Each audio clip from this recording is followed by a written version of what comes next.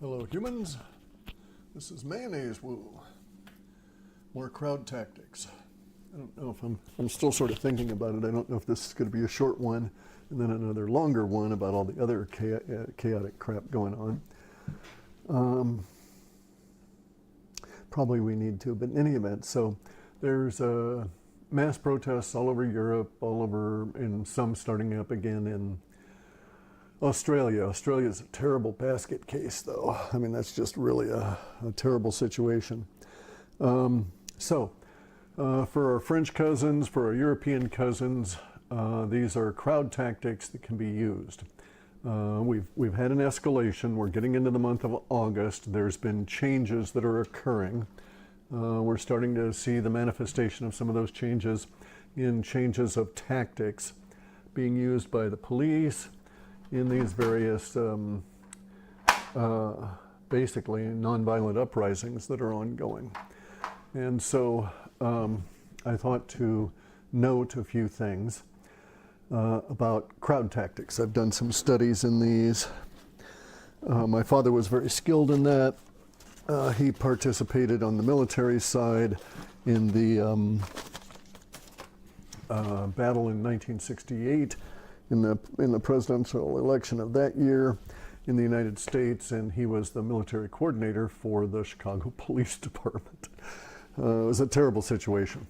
Anyway, though, so you will note, if you see the videos of the people that are protesting in France, that they are being set upon by the police who are trying to arrest them and so on, using the same kettling technique of 3 or 4 or 5 police against one individual until they've got them all bundled up, and then they shove them in a car somewhere, or a van basically, and then they go out and get somebody else, so they kettle them. So they're using 5 against 1 tactics, and they're arresting people this way. There is being pushback now, but it's very ineffective because the people that are standing around that want to do the pushback are only individuals. There's no coordination among them, and they're facing a coordinated force, which are these cops, even though a lot of them are very young, that have been trained in this kettling technique and know each other, and they're somewhat familiar with their expected response from the people they're working with.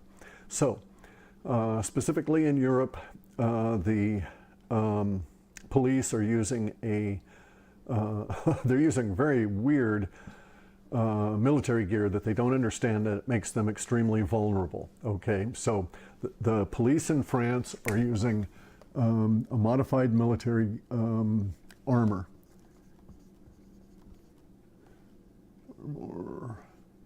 This armor is not hard. Maybe it has some component to protect against bullets and so on, but it's basically riot gear. Okay, so the riot gear has this head, or this helmet, that is kind of like protects the, very much Darth Vader, Star Wars kind of. This would be the back of it, that would be the front, and it has this part right here that comes down back to protect the back, the spine of the person, and the neck. And so here are a couple of tactics that can be used against these people. And okay, so let me back up ever so slightly. I've done 30 years of Aikido. I've done many martial arts, judo, jiu-jitsu, back when it was called Kano Jiu-Jitsu, before it was officially judo. I've done Aikido Jiu-Jitsu. I've done Goju, Shotokan, Shotokai, number of different martial arts. And in the study of all of them, there are many things that come out. The one that is most suited to this is called Goju. Go meaning hard, Ju meaning soft, right? G-O-J-U, Japanese. And in this martial art, you're always armed and you never carry any weapons, right? And it's because everything about you becomes a weapon. You harmonize. It's an Aiki art. It's an internal art. And so you harmonize with what universe presents you. So you will notice some things about the opponents, the police, in the protests in Europe. The armor that they've got is basically self-restricting. They're trying to prevent things like gas getting up at them from, you know, bear spray or any of these other more common kind of Antifa kind of weapons, right? But it imposes a severe limitation on them in physical grappling, which is where they're at now. It's one thing to be in these suits and be in a phalanx position with dozens and dozens of the other guys. You've got your shields and you just keep pushing until the people move back. They're not dealing with that now. They're totally outnumbered, and so they have to go to this kettling technique. So as their techniques, their tactics change, the crowd must change. And so I'm proposing that there be self-organizing collectives that in my day we would have called flying teams, okay? And so a flying team would be someone that would be a group of people that organize themselves around someone who wants to commit to the idea that in their presence no one shall be arrested. Okay, so if I went to one of these riots, I would gear myself up appropriately for the protest, and it would be my goal in that protest to monitor police activity, and anytime they tried to arrest someone, I would interfere with it. I would interfere with it safely so that I did not get arrested, so that I did not injure the policeman unnecessarily, and so that I would secure the release of that individual. I would use various different types of tactics. I might use a giant bullhorn to get the crowd to come to me, to surround them. I might use any number of things, right? But I would be the center of one of these flying teams. If I had people that were close to me and I was living in an urban environment, I would get people and we would practice a little bit about how to do things. And we would think and we would strategize and we would work this out ahead of time. So it'd only take a couple of days to do that level of training. This is not rocket science. And so for the flying team, we would concentrate on certain things relative to the armor here, okay? So you've got the guy's arms here, and the arms are in the same position with these heavy padding, the heavy padding up here. They come on down, they have these gauntlets, which give them these very fierce kind of hands to deal with. So you're not gonna be able to injure their hands, particularly through that thick padded glove and stuff, right? But if you think about it and you harmonize with what universe is presenting to you, you find that these people are themselves prisoners of their own armor. So for instance, all of the gear being used in France, all the gear being used in Germany, all of the gear being used in Italy has two major flaws within the helmet. The first is this back piece right here. They cannot move their heads forward nor turn their heads around if that is restrained. If you grab that piece right there, they are yours. You can lift it up, which forces their head down, and then you can pull them back, okay? It's attached, it is Velcroed, it's hooked to the back of that heavy suit, but there is a necessary gap of movement, okay? It's only a couple of inches, and that's all you need. Because if you hook it forward, their head is literally levered and they can't do anything. And they'll flail around, they can't. And it also, the shoulder mass right there in the armor restrains their ability to get back at anything behind them.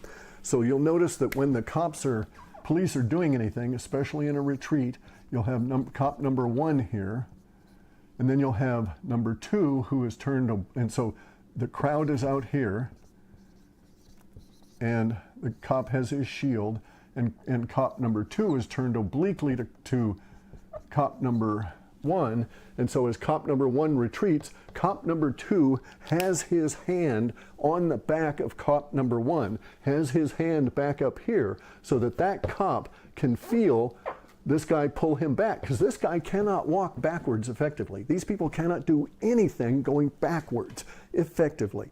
They have to have that level of support for this guy. This guy here has to have someone watching him, because he's looking at the crowd, he's not looking behind him. He's sort of half trying to turn, but he can't turn very well because of the gear that he's in. So these people, these individuals are prisoners of their own tactical weapons. And so they are heavy with this armor, this cloth, the helmet, and all of that. Ergo, the thing to do as an Aikido ka, someone studying harmony, would be to become light. All right, so you want to have flying teams. You want to have people that are not weighed down, that don't have a whole lot of gear on them, and are able to rush on in, do things quickly, and then disperse. Okay, that would be the whole way I would organize my flying team. And I would have maybe 5 people, no more. Wouldn't want any more than that, because then you start having to have people to take care of other people. And so you just need one person to take care of the other 4, to direct the other 4, right? And beyond that, it gets too cumbersome. So these flying teams are not brigades, divisions, companies, any of that. They're more like reconnaissance. They're more like, well, they're a flying team. Anyway,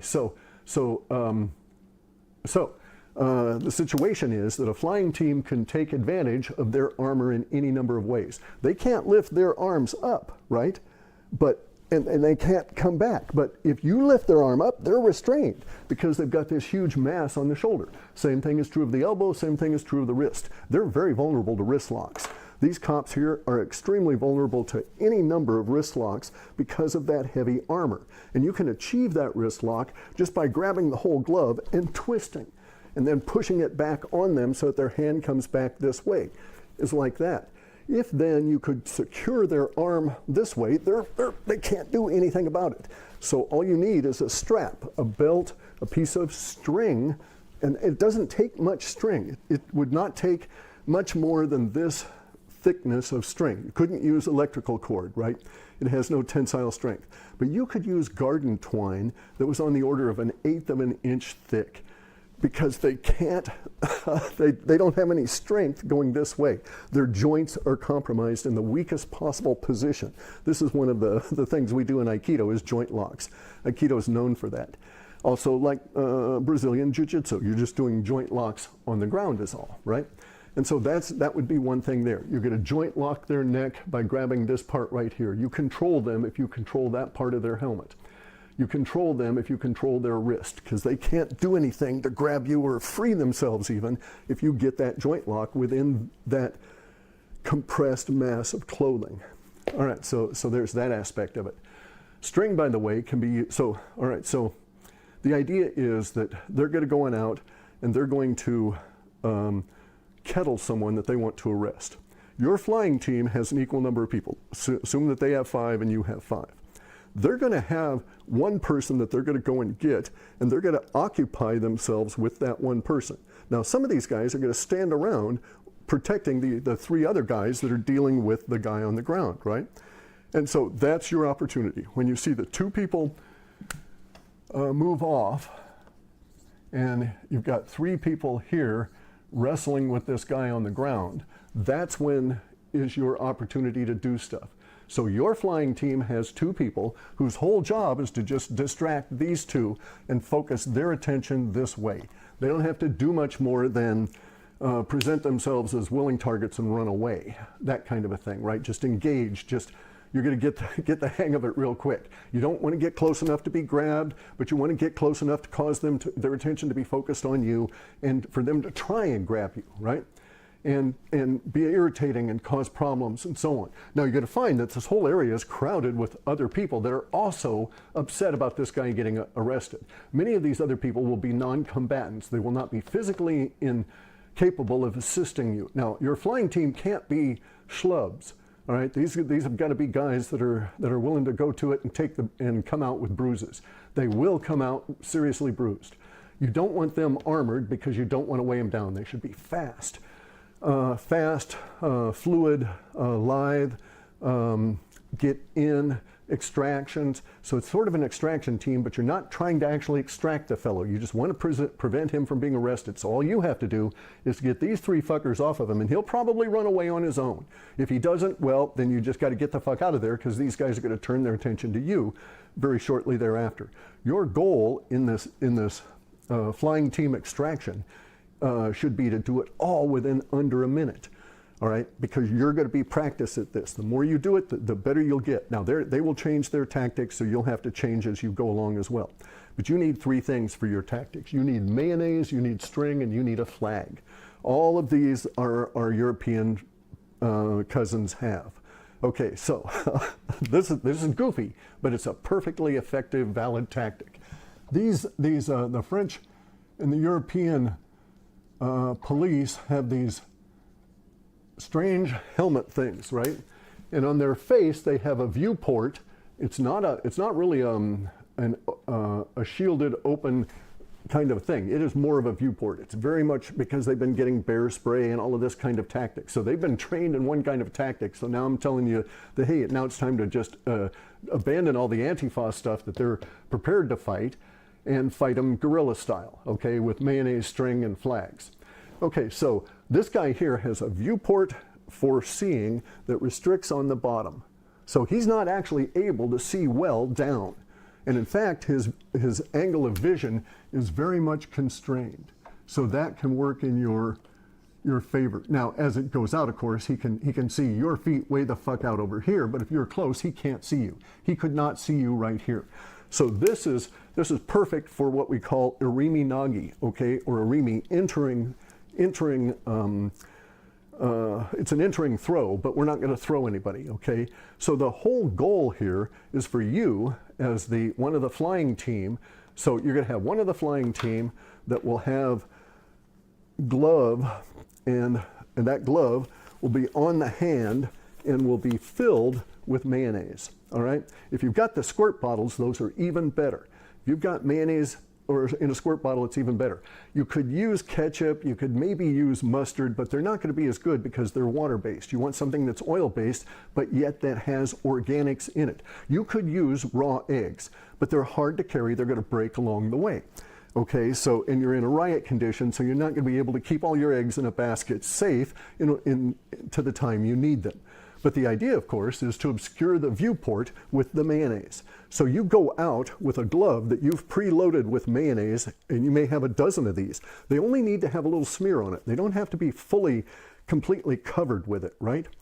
But just to have enough of a smear on it. And then you take the glove off, leaving the mayonnaise inside, leaving it in this fashion, pull the fingers out so that when you get there, you're able to just put it on like that, and you've got a glove coated with mayonnaise that you then rush on up either from here, or if someone's grabbing him from here, you rush up from behind and you simply smear the viewport. And they're done. They can't get it off because their hands are not effective. They don't have any wiping surface. They have hard resistive surfaces. They have tactical gloves that put little ridges to give them some tactical strength and so on, but it also prevents them from having a clean, smooth wiping surface. Further, they cannot easily take their gloves off to wipe, which they wouldn't want to do anyway because then they would expose themselves out there. You could stick some bear spray into their suit through the hole here, and they'd be fucked. You know, the bear piss stuff, right? Or the bear mace, whatever they're calling it. So a coating of mayonnaise. Now, like I say, you could use butter. You couldn't use car oil very effectively, right? It would work, but it's not going to stay on there the way that mayonnaise and butter would. So, and also, you want to have food grade substances. You don't want to hurt the people, right? And then there's another thing. They have a very complicated respirating system right there, and it has baffles to prevent them from sucking in the bear mace and all of that kind of stuff. But those same baffles, because of the little tiny, I can't really draw it effectively, but in section they're little flaps, and the flaps are against a rigid structure, and across the surface of it is this grill. And if you put your mayonnaise across that grill, they won't be able to breathe. These flaps will be sucked up to the grill, and they will stick there. And the grill bits itself will become clogged with the mayonnaise. So not a good thing, right? All right, so now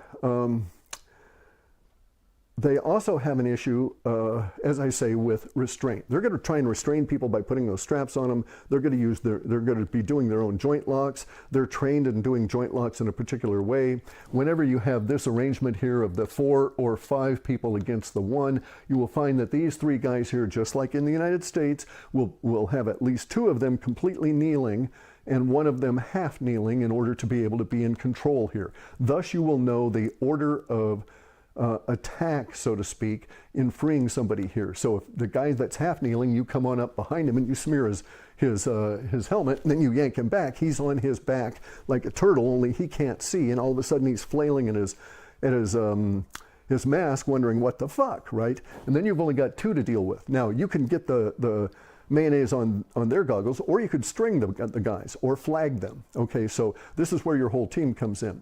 So you can take a flag on a pole, and of course the pole is a good weapon if it gets to that kind of a battle, street battle. That's the whole point for taking the flag on a pole. But you don't want it on two poles. That requires two people that are very skilled in doing this. You want to have one end of the flag open such that there's two corners. And so three people from your team, one guy takes the pole part and the other two guys stand very close, and then they grab the flag in such a way that they can wrap it around the cop that's trying to do the restraint. Okay? Again, the flag, it's not going to tear. He's going to flail as much as he can, but if you've got people that are constraining him by wrapping him up in the flag, there is not anything they can do within those suits because the range of motion is so constrained in these three critical areas, especially the shoulder.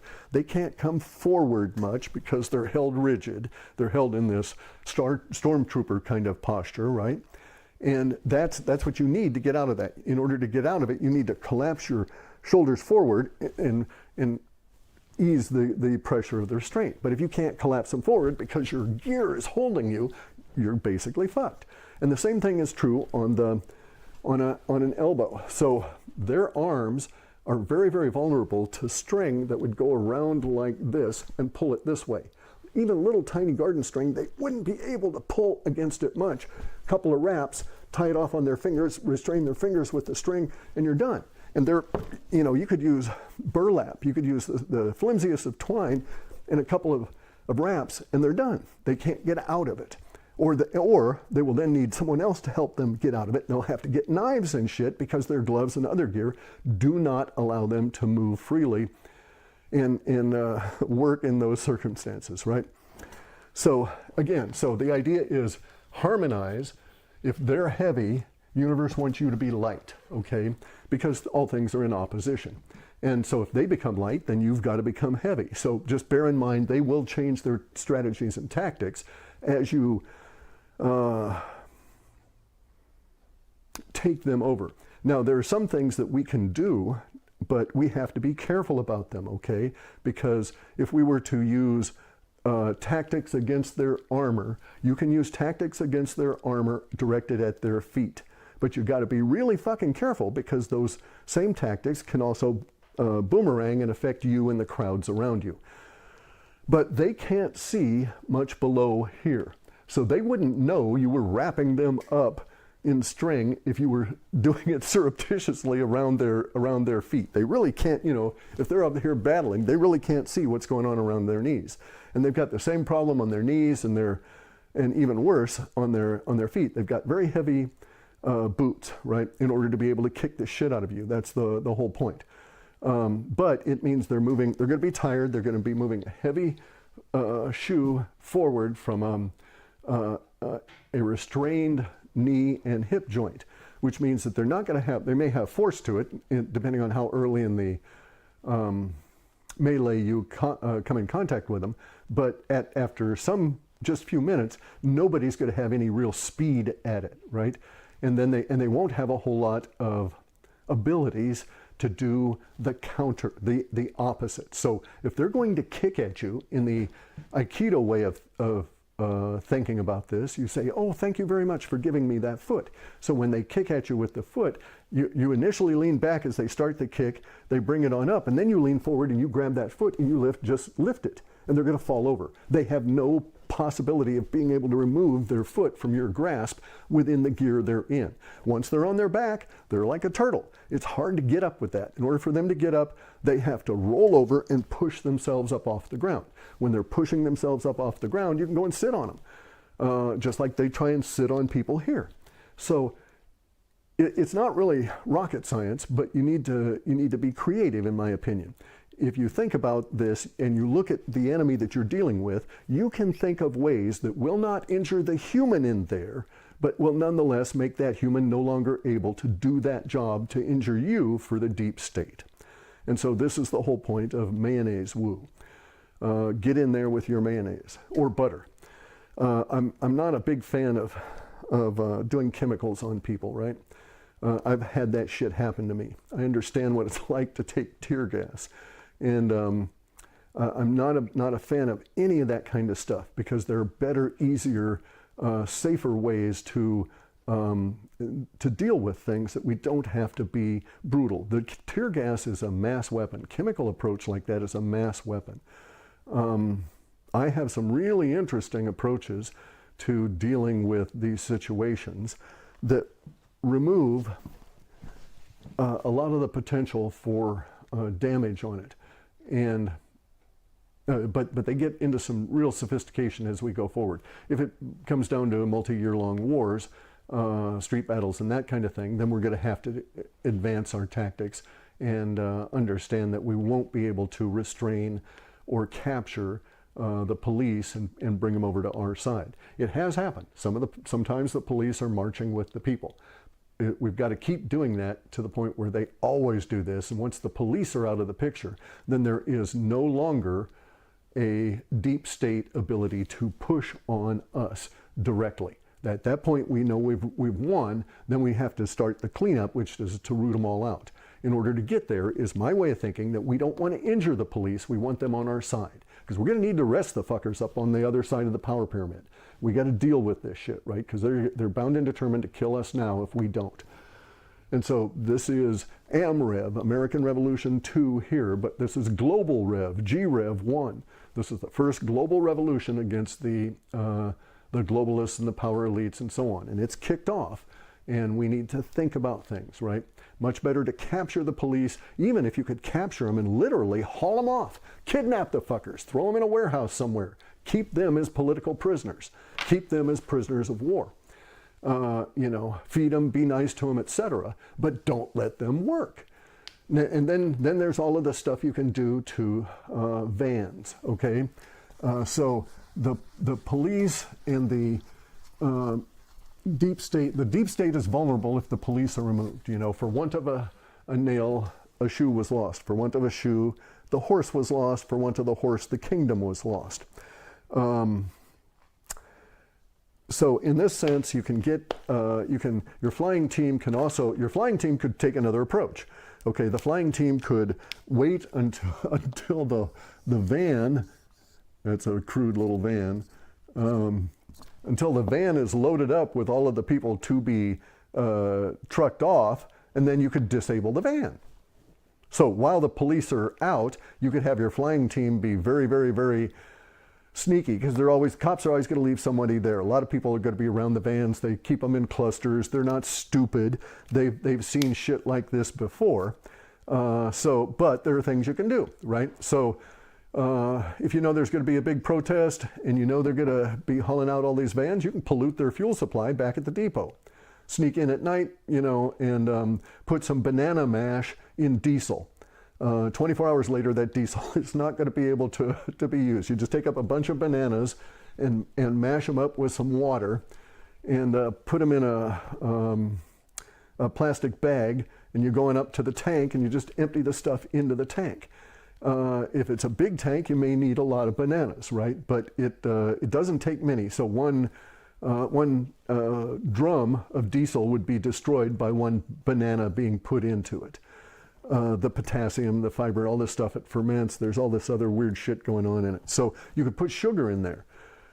Any number of things could be used to make it so that the next day they get a little bit and then all their vans crap out, right? This is war. This is a legitimate tactic. They're going to have to spend a lot of money. You are, because you're going to have to pay for this shit as we clean up, because everything always comes back to the taxpayer. But the good news is that look at this situation here.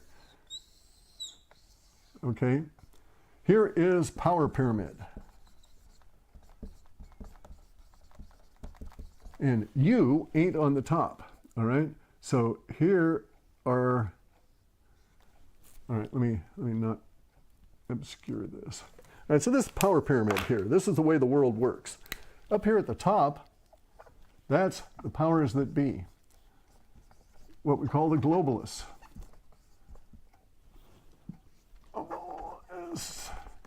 and deep state.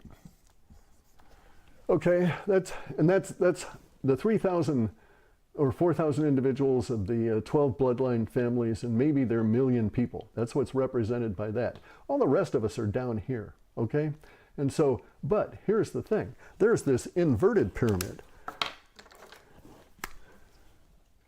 that rises off of that and goes up like this.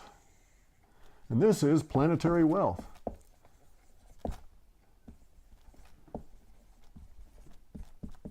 Now, in this,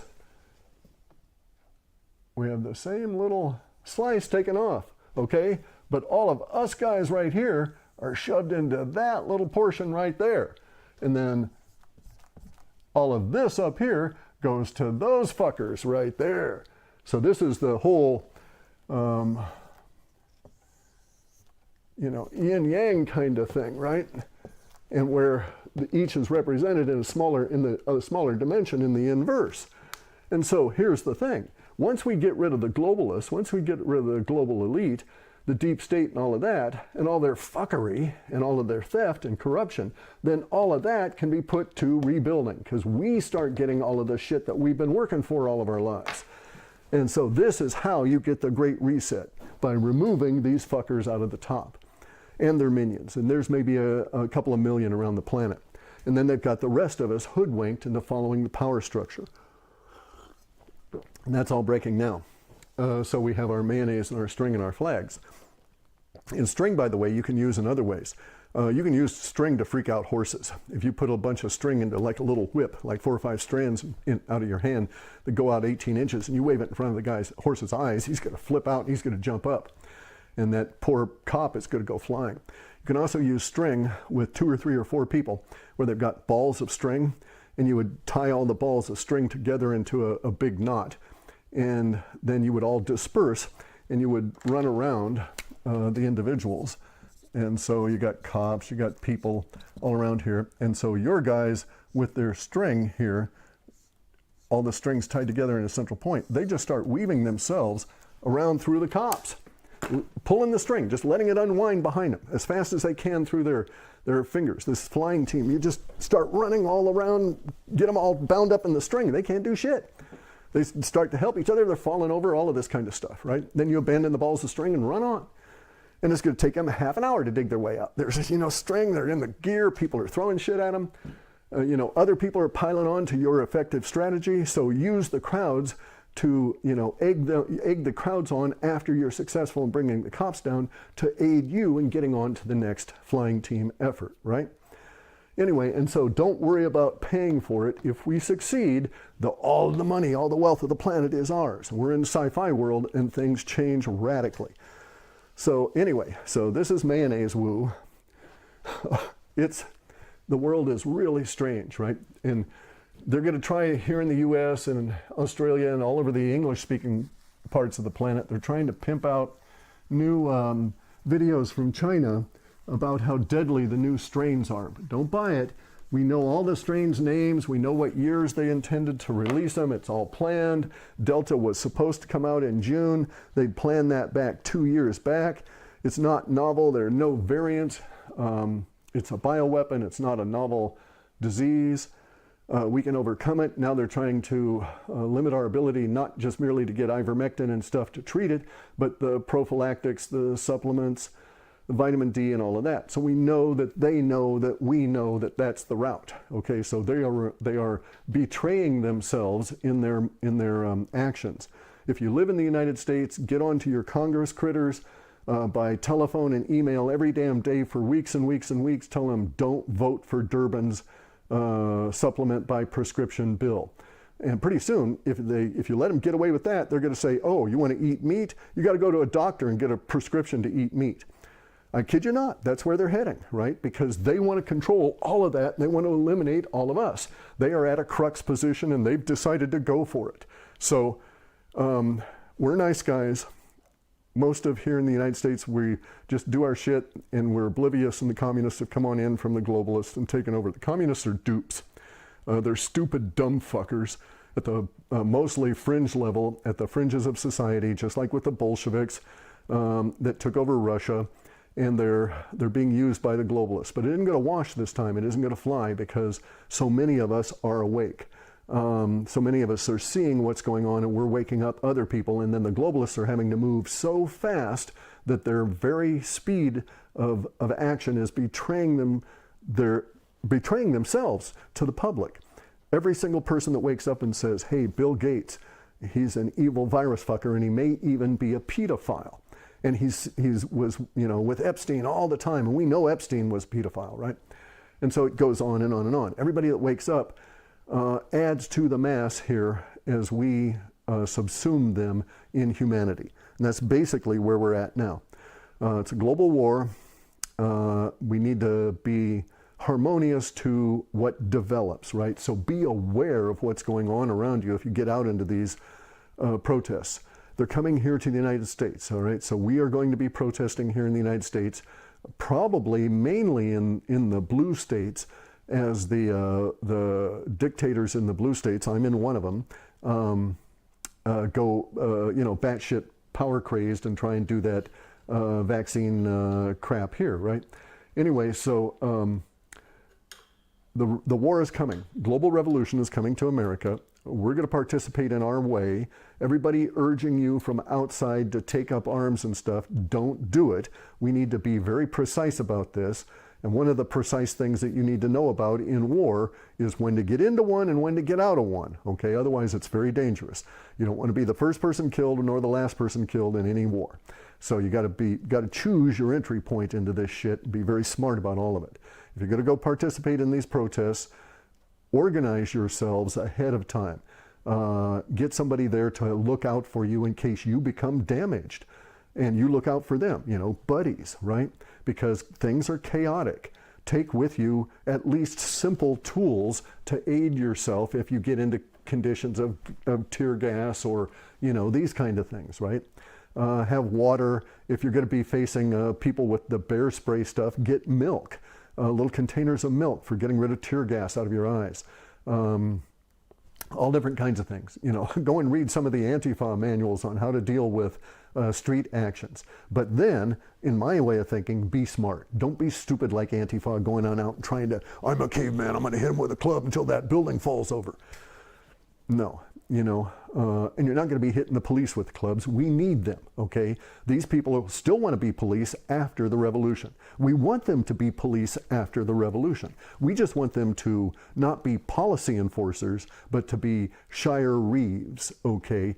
Police in the sense of peacekeepers, in the sense of law enforcers, but not policy enforcers. So we don't need police per se. We need an entirely different policing structure or law enforcing structure. So, you know, words matter. But in any event, though, don't, in my opinion, don't injure these individuals deliberately. Preserve them as much as you can. In my way of thinking, it would be much better to restrain these people and be very creative about it. And you can do all kinds of things to these people in the suits that they can't move. Bicycle, probably they don't have them anymore, but bicycle inner tubes, you know, stretchy bicycle inner tubes, and a can of compressed air. If you got one of those, got those bicycle inner tubes, you can get them at 26 inches. That's a smallish kind of a tire. You fit one of those over somebody and you blow it up real big, and they can't do shit. So, because those suits just, you know, don't lend themselves to flexibility of movement. Anyway, that's all on this one. I've got to get other stuff done. But, you know where your mayonnaise is. It's that time of the war. Bye, guys.